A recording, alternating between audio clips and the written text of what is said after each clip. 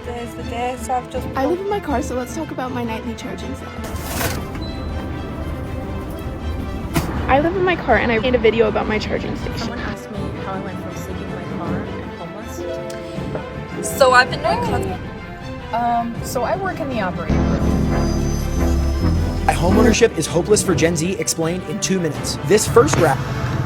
This is my, well, it's about a... Landlords, you're not checking it. I am homeless, and I do live here in my How do car. we make money while traveling full time and living on the road? So I live in a Walmart parking lot, and I was just I've been sitting... living in this car since July 20. Did you know that in the United States, there exists...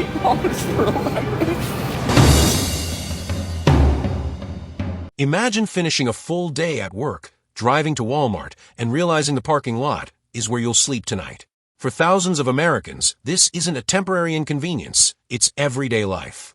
Rising rents, soaring living costs, and a worsening housing crisis have forced many working people to call their cars home. Today, we're taking a closer look at why Walmart parking lots have become a symbol of America's hidden housing crisis. You guys, I am back and I'm still homeless and I'm still unemployed. I still haven't had any luck with finding a job or getting interviews.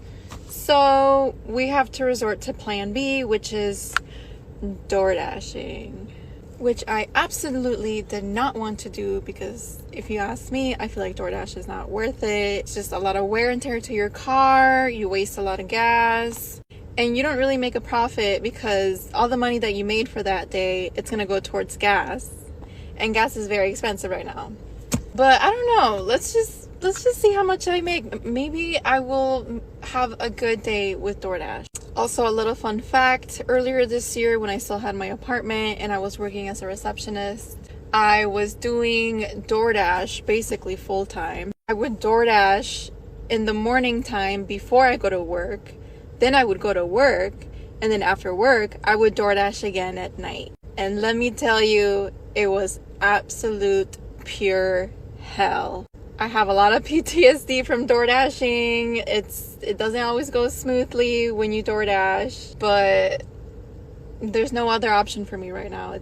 Let's get started. Okay, so I have my first DoorDash order, and it's worth $8.85, so let's go get it.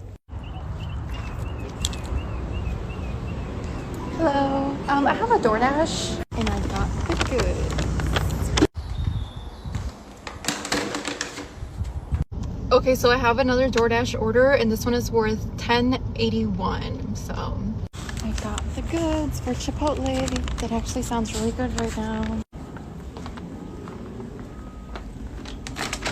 Okay, so I have a double order this time around. I have to pick up some food at an Indian restaurant, and then I have a shopping order at Walgreens. And for both of these orders, I think it was around $13. Okay, I have the goods.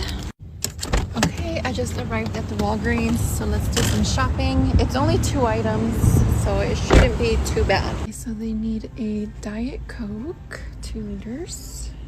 And they need this omega-3 trail mix. Okay, and I have the goods. Let's go deliver these 2 things. I guess the Walgreens order is for the same person? There we go.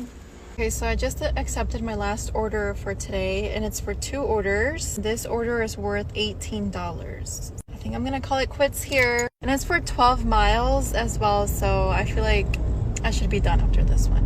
And I also get to meet my goal after this order, so I'm pretty sure I'm gonna end the night with $50, so yay! Okay, I have my first order.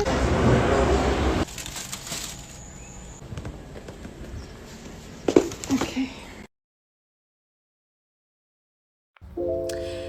So I've been doing content for a while now, and as of recently, people have wanted to know a little bit more about me. So I figured I'd tell you one thing. So that one thing is I live in my car. I honestly think I'm about to start a series because I think there's a lot of questions that need to be answered when it comes to living in your car. For example, taking a shower, using the bathroom, doing laundry, most importantly sleep, because your girl gotta sleep. Yeah, I drive a 2026 Honda Civic sedan. As you can see, she don't got much space, but I got some boxes in the back, so, you know, come back for part 2. This is what it's like sleeping in my van at a Walmart parking lot. We typically park in the back to stay out of the way and keep to ourselves. I prefer being close to one of the cameras and the street lights because it makes me feel safer. There were signs for 24 hours, but we're leaving early in the morning anyways. Grass is typically easy to find nearby to walk the dogs, which is really nice. We always park sliding doors facing in for safety reasons, but also it makes it much easier in the morning to make and pass each other coffee, which is my job, and breakfast, which is usually his. Then it's time to go inside. We start off by throwing away any trash and heading to the water kiosk to fill all of our water jugs. And while those fill up, I can run in to use the restrooms before heading back outside, getting the van ready to leave, and getting back out on the road for a long drive. I live in my car and I made a video about my charging station, but I have a little update and it's not a good one. My watch fell down into this little area where my charging station was set up, and to grab my watch I moved some things around. And then just barely Jess and I are hanging out and we're gonna watch a movie in the back of my car looking at the beautiful views, and my charging port starts smoking, like literally almost fire. It was almost a fire. Luckily we had so many people around and they all came to help us. We ripped out the thing, but I will no longer be having a charging port. I'm not gonna put another one in. So I just called my dad and he said that the reason it started smoking is because we didn't put a fuse on it. So if you put a fuse on it, I guess it's alright, although I don't think I'll be doing it again. Update to that update, I bought a Jackery. I actually ordered this a while ago on Black Friday, but I had it shipped to my family's house instead of my P.O. box because it's huge and I'm not exactly sure where to put it. But I am currently visiting my family for the week, so I'm finally able to show it to you guys. It also came with solar panels, which are in the back. But yeah, it's huge. There's a lot. I am super excited about this for my van. However, I do think I'm going to continue to store it at my parents' house until then. Charging my phone solely while I'm driving or at work has worked great for me this past little bit without my charging station. So I think I am going to continue to do that because this is big and I don't know where to put it. And I really do not want to accidentally break it before I have the opportunity to use it in my van. Today's the day, so I've just pulled up outside the council office to collect our keys for the temporary accommodation. The car's parked. I feel nervous. My stomach is doing backflips. I'm really scared. But yeah,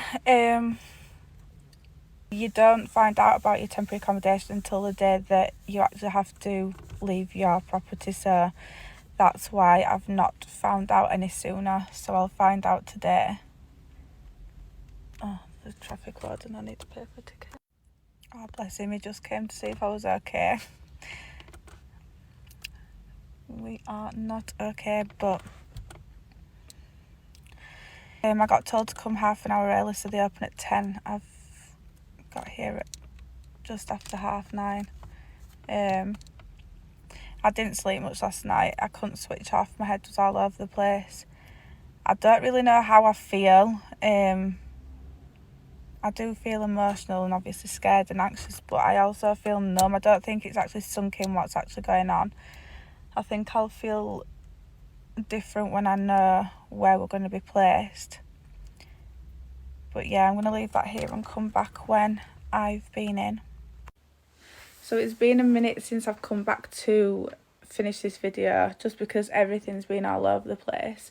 When I got in there, they had to check to see if I was even on the list, because with my housing officer not being there, they didn't know whether or not my place on the list had been allocated. So the accommodation officer were off. They were off the week before, and he had to obviously catch up on his workload. Anyway, luckily I was on the list and they'd sorted me out accommodation. It wasn't the hotel that I was dreading and really scared about, so that was good. They were really, really good with me that day. I've still not got a housing officer. He's still on sick. I keep getting told different stories about that. But yeah,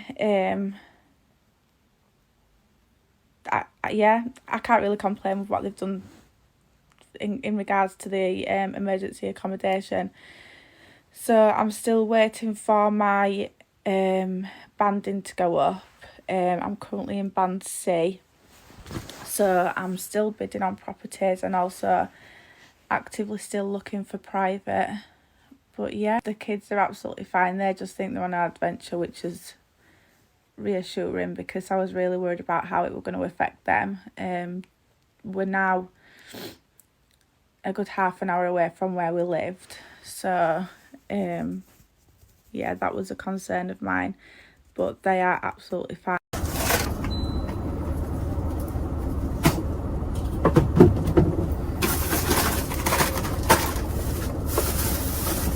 So luckily I bought this olive oil because I did not. I actually had other kind of oil, so I'm glad I bought that.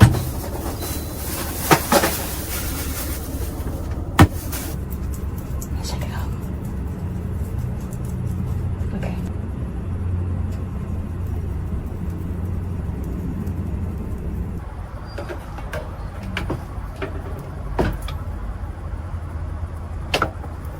Get all the seasonings.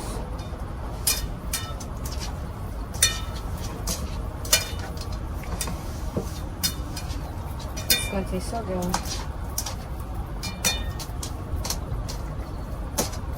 Gotta rub it in like.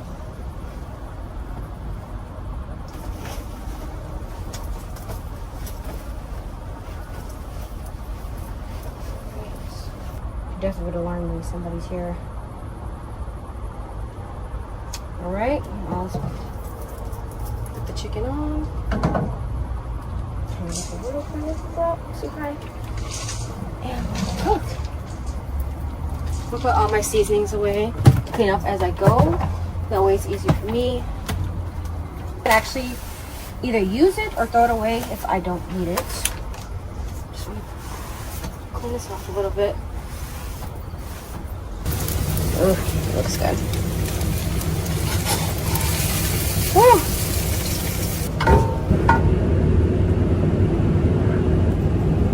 And it breaks through perfectly. Shredding it up as much as I can, so it'll be easy for me to place on my tostada shell. And it's seasoned good. I'm gonna repeat, I look like Dora the Explorer because she has the orange pants with the purple shirt. So I guess I'm Dora. I'm just missing boots. So, oh, and backpack and map. It's not cutting. I gotta cut it harder.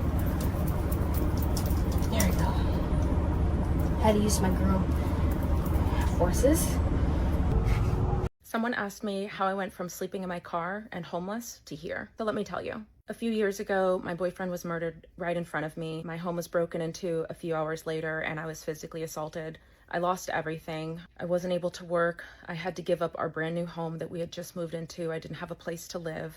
I developed mental health issues on top of that, and I had no idea how I was going to survive. I spent years trying to function. Therapies, different medications, learning how to leave the house again, and learning how to just feel safe in my skin. And somewhere in the middle of all of that, I started figuring things out. What got me from surviving to healing and then to actually building something and getting back on my feet. I wrote all of it down, every single thing, everything I know, everything I lived, all the things I had to figure out, and I turned it into a step-by-step roadmap for the woman who is where I was. It's called the Healing to Hustle Blueprint. Check out the caption for more information. How do we make money while traveling full-time and living on the road in our van? We might not pay rent, but van life is not cheap. Most money is spent on gas, food, repairs, insurance, phone bills, some subscriptions, and many other unexpected expenses can come up. Like last month, we got towed off the beach for like $200. So how do we make money to support all this? The simple answer for us is social media. We post almost daily on Instagram, TikTok, YouTube, and Facebook. Most creators make a percentage of their income from views and the majority from sponsorships and brand deals. In the last 5 months, we have grown our social media accounts to almost 500K total, so brands reach out to us to place their products into our content. Not everyone who does van life does social media, so a lot of people have remote jobs, but those can be really hard to find. Do seasonal work, so they'll work a few months out of the year and then travel the rest, or do a lot of other things like DoorDash or Instacart. We are so blessed to be able to post our life and our adventures online to make our money, and we would not be able to do any of this without anybody watching or supporting. So thank you for everybody for making it possible for us to live the way that we do. I know you. Would you like strawberries? Yeah, it's fine. Hey, that's fine. The mountain.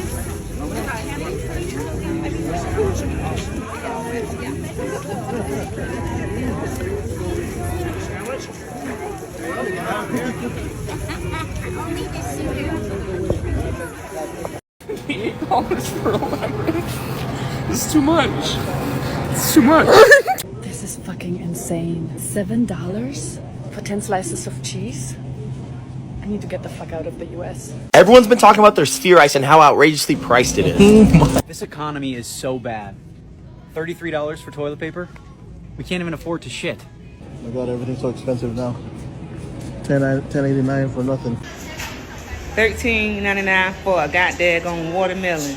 We're at the grocery store and the eggs are $17.49. I'm about to show you $10 worth of groceries in America. Bread and eggs. $10 for bread and eggs. Good job. The grilled beef, why is it $30? Who can afford that? Let me go sell the car. $40.60 for a fruit tray. Yeah, that's staying on the shelf. Look at this, $6 for a box of cereal. Who can afford this shit? This is fucking crazy. Then you eat this shit and your mouth gets stuck together with this bullshit. So you're gonna have to eat this to taste. This is crazy. What the fuck is the world coming to? Did you know that in the United States, there exists a place where the standard of living is so high that people sometimes debate whether it's still a state or an elite community of its own? A place where quiet streets hide multi-million-dollar mansions, families with the highest incomes in the country, and residents who work in classified government sectors. In this place, it's hard to tell who is an ordinary resident, who is a national security expert, and who is running a billion-dollar government project. They live in suburbs that look perfectly peaceful, yet their incomes are so high that many other states can only look up in comparison. In the mornings, people don't crowd onto trains. They drive luxury cars along tree-lined roads to research centers, technology institutes, and federal agencies. On weekends, they gather in upscale neighborhoods where even an average home is worth a fortune elsewhere. No flashy billboards, no noisy streets, just the quiet rhythm of a highly educated, influential, and top-earning population in America. So which state is this? Welcome to Maryland, the richest state in the United States. Hey! So I work in the operating room, and I just worked a 12-hour shift in the operating room, and I cannot afford my rent. I can't afford my rent. I can't afford gas. I can't afford groceries. I can't afford any of my endless other bills that I am responsible for because I am an adult. After working a 12-hour shift in the operating room. So you know what I have to do? I have to DoorDash, and it's 12:30 at night. After I've been on my feet in the operating room for 12 hours all day. I'm now out DoorDash driving. There are some concerning realities about life in America right now. Number one, the younger generations, they are feeling more hopeless about home ownership and retirement. Corporate greed and rising costs have people feeling trapped financially. And for the first time in a long time, parents generally worry that their children are going to struggle more than they did. For many years, people believed that in this country, if you did all the right things, that you could make a life for yourself and a future for yourself. And that hope, that dream is disappearing for so many people right now because they're seeing that even though they're doing everything they need to do, that's becoming more and more out of reach. In case you were curious what the housing market is like right now, my husband and I found a house that we absolutely loved, kind of a dream for us, on Thursday. We went and looked at it on Thursday. Put in an offer 10 grand over asking on Thursday. They had multiple offers already on Thursday. They decided, because they knew a bunch of people were going to be interested, to wait until Sunday, today, to do best and final offer, which means we had to put in our absolute best and final offer. We went up to 30 grand over asking, and we offered a $20,000 appraisal gap, which is if the house gets appraised for less than what you offered, you have to cover that gap with cash at the closing table. So we offered that. We also, in our offer, said that we're going to do inspections, but we're not going to ask them for any concessions or repairs. So if anything came back bad, they didn't have to fix it. Also, 3-week close. We didn't even stand a chance. We lost. They had 9 offers. 9 offers. Somebody offered, I think, 40 or 50 grand over asking with a full appraisal gap, which means 40 or 50 grand. Like, I just actually want to die because now I'm depressed and it was my dream house. And now someone else gets to have my dream house because I'm too poor. I love my life. What's the cost of a 1-bedroom where you live? Because if you're like the residents of Atlanta, Georgia, it's becoming increasingly unaffordable. I made a previous video about this where the average rent in Atlanta is $963. I should have clarified that's per person. And so when you take 2 people needing to have roommates now, the age group of 45 to 64 is increasing at a rapid rate over the last 20 years. They're basically bringing to the table about $810 on average.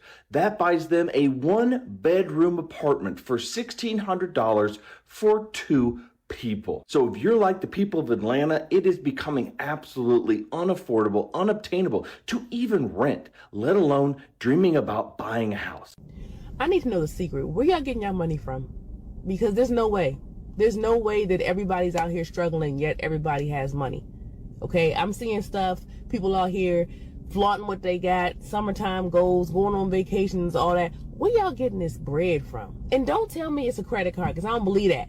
Somebody give me the real source of where y'all getting this money from. 15-ish years ago, I was able to afford a one. Why homeownership is hopeless for Gen Z explained in 2 minutes. This first graph shows just how bleak the current situation is. Back in 1970, half of 30-year-olds were married and homeowners. That's just unthinkable for Gen Z. Kids these days aren't just magically lazier than previous generations. We work just as hard as our parents did. And like them, we were raised to strive for the American dream. That's the promise of a stable and dignified life available to everybody who's willing to work hard for it. And the textbook example was homeownership. It's the place to raise your family and build the wealth that you'll pass on to your kids. We're told to put in our 40 hours of work every single week, but work just doesn't pay like it used to. Americans haven't gotten a raise since the 1980s. Wages haven't increased faster than inflation and cost of living. So even if it seems like our paychecks are higher, we've got less left in our pockets after expenses like healthcare, housing, and insurance. What's made things worse is that home prices have skyrocketed. Back in 1985, the median home cost $249K, while the median family made $71K. But in the year 2022, the median family income only went up to $74,000, while the median home price jumped up to $468,000.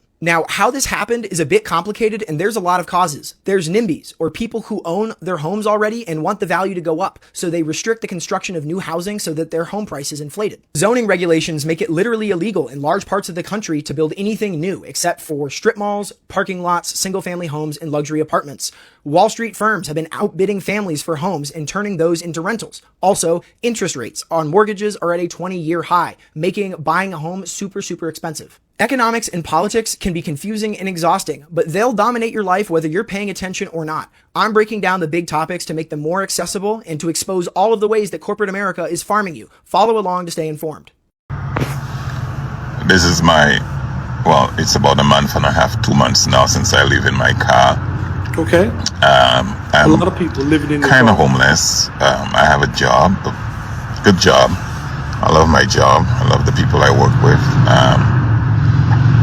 But it was impossible to keep up with the rent. They started an eviction process against me because my rent went from $1,200 to $1,850 a month, and I never get that kind of a pay raise, so I had to leave during the eviction process, put all my stuff in storage, and I have been living in my car. I'm waiting to see if I get another apartment. I'm trying to be qualified for an apartment, but life in a car. I'm part of the working homeless people right now in America. Yeah, me. Yeah, there's a lot of people out here that work at homeless, man, be honest with you. It might be hard to get an apartment with an eviction on your record, or they're going to have you pay all kind of deposits and stuff like that, hopefully you've been saving since you've been in your car. But I know a lot of people are doing van life.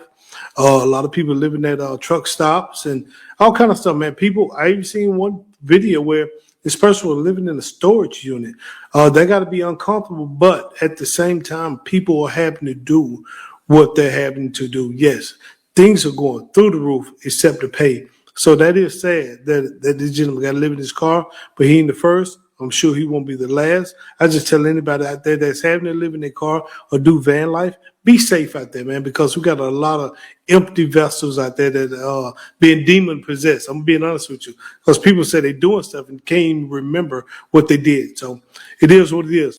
Okay, New Mexico. Last week, I had a very interesting conversation with the mayor of Albuquerque, and we were talking about the housing crisis, how everything is so dang expensive, and what his plan is for that. So right now, I didn't know that it's illegal or against zoning to have like a prefabricated home or like a teeny home, but according to him, the city is making some moves to lift those zoning rights so you can like buy a teeny home or a barn dominium. So I was actually looking on Home Depot, and you could get a tiny home for $26,000 anywhere to $72,000.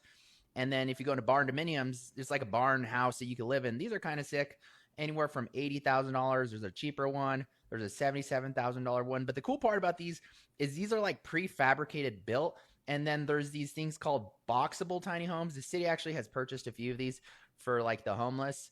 But these are actually kind of sweet as well. The company will actually deliver them to your property. They'll put it up for you in less than like 2 hours, which is kind of sick, 375 square feet. And it's just basically like a 1-bedroom apartment, but you own it, which is kind of cool. And this was kind of important to me because I'm in that space where I'm looking to buy a home. You know, I've been out of the military for like almost 5 years and I still don't have a home because everything's so expensive. I personally cannot justify spending like $3,500, $3,000 a month on a home that I'm just going to live in. You know what I'm saying? I don't mind apartments. I've lived in apartments. I've lived in a bunch of different places. I've lived in a house. I've lived in an apartment. But it's just like home is like where I make it. I get the same feeling when I come home anywhere that I am, whether that was in the military, whether I was here, whether I was somewhere else. I just get that same feeling every time. So I'm not one of those people that need like a massive home, but like I literally do not want to spend $3,500 a month on a new home. But what do you guys think? Are you guys in that same perspective as me? I'll put that conversation about the homes at the end of this video, so you can just chime in on that if you want to. But thank you guys so much for watching. What do you guys think about all this shenanigans? Why is it so expensive? We'll see you guys later. In the way. And even the materials, like there's all these new kinds of homes that are built with different like prefab materials. Yeah. They're basically banned by the city indirectly through the zoning code. That's pretty But interesting. they're half the price. Yeah. So if you're a young homeowner, I mean, why not just buy your own house that's made that's prefab? Oh, like See? a pop, like a, what are they called? Like a buildable, poppable? They call them boxables. Boxable. Yeah. And those are they're actually kind of cool. neat concept. Yeah. So, but they're basically, we don't allow them in all sorts of like insulation, all sorts of different ways. It's like you should be free to pick the kind of house you want. Is that something we could see in the future? Is maybe like lighter restrictions on buying stuff like that, or? That's the idea, and it'll help drive down the price because they're much cheaper. So the idea is to relax all the restrictions on building materials. So like you choose the kind of home you want. You can have a condo, you can have a boxable. We're not judging. That's we're not actually telling really you cool. what to do. Yeah. I've been living in this car since July 2025 because rent is dumb. Rent prices on the West Coast atrocious. I don't want to participate in that anymore, so here I am, a feral woman. Would have thought that headstrong girl that was diagnosed with oppositional defiant disorder as a child would grow up to reject societal expectations of her. Me, I could have predicted that. Anyways, I refused to sign a new lease, put all my things in storage, packed up just the essentials, and I started bouncing around Washington. Initially, my parents were concerned that I'd had a mental breakdown. And maybe I did. The crushing weight of the cost of living could do that to a girl. When my father said to me that I couldn't just live in my car, that it would be unsafe, I replied, "Sir, you are one to talk. You have no home either. You live on a boat. How safe is it out on the water?" He hummed and hawed and eventually replied, "Well, I guess you're right. You always were a bit of a gypsy, and I guess you do come by it honestly." And I do. I've got a whole family of alternative living, wanderlust having, sunset chasing free spirits, so I don't know why anyone was shocked that this was the route that I chose, and chose that I did. And I will keep choosing it until it doesn't make me happy any longer. That time will eventually come, but there will certainly be another adventure around the corner. Maybe a van, a little more space to wander outside the Pacific Northwest, maybe before next winter. But for now, this is my home. It will take me from campgrounds to the ocean, to the mountains, to the bay, and then we will stop at Costco for gas because that shit's expensive and Costco's where you go for the cheap shit. And then we will get back out on the road and head into the forest because that's where I feel most free. And while I am a Gemini after all, I will in fact choose freedom over everything, time and time again. Thanks for hanging out with me, y'all. I love you. Today is day 4 of starting my life over after living in a long-term stay hotel for 45 days, and we are on the road heading about 3,000 miles west to cooler weather because we're currently on the East Coast and it is way too hot to be living in the car here. So we're just making our way. We've been working on setting up the car and getting it organized. It's been a lot of work. I won't lie, it was a lot of work to do this, but I want to make it comfortable and nice, and because I like to have a nice, clean, comfortable space to live in. A lot of people give me a hard time and say that I spent too much money on decorating and I shouldn't have decorations, I shouldn't have a nice cooler, but let me tell you, the cooler pays for itself because the ice lasts for days instead of just a few hours. So I don't know, to each their own, as they say, but I just want to say thank you so much to all of you for your love and kindness, and if you'd like to support our channel, please consider buying us a cup of coffee. It really helps. The link is in our bio, and you can also support our journey by joining our Patreon page. That link is also in the bio, and it really does help. I hope you have a great rest of your weekend, and see you on the next video. You look lonely. I can fix that. So I live in a Walmart parking lot, and I was just sitting here thinking, a couple years ago, I used to be a manager at Walmart. Like, I was a manager at Walmart for 5 years, and I got sick of the pay. They weren't paying enough money. They weren't, like, providing enough for me to live. And here I am living in my car in their parking lot for free. Take that, Walmart. I am homeless, and I do live here in my car, and today is day 40 of starting my life over. We are currently in California, and the entire state is experiencing a massive heat wave. However, we'd want to say a very special thanks to two very special people that put us up in a hotel for tonight. Lisa and Cara, both Bandit and I, want to just thank you so very much for getting us out of the heat and into a nice, comfortable hotel room for the night. This is such a nice break from the heat. We really do appreciate it. It was so sweet of you to do this. We appreciate it, and we appreciate everybody that's here for all the positivity and love that you've been sending us. And if you'd like to help support our journey, please consider buying us a cup of coffee or joining our Patreon. Both of the links are in bio, and every coffee and every subscription greatly help. Until we will see you on the next one. Landlords, you're not checking our credit score anymore. You're checking our blood pressure. You want 3 times the monthly income to rent some of these places? Average rent in America just hit $3,000. So $9,000 a month. The average American is not making that kind of money. This shit's crazy, dude. I live in my car, so let's talk about my nightly charging setup. My car is a hybrid, which means that it's partly electric. Because of that, I was able to hook up my charging system directly to the battery. This gives me the ability to charge my phone and my watch at night when my car is not on. I'm not sure if this has any harmful effects on my car in the long term, but so far it hasn't done any damage. Also, I do make sure to unplug it in the daytime when I'm not using it.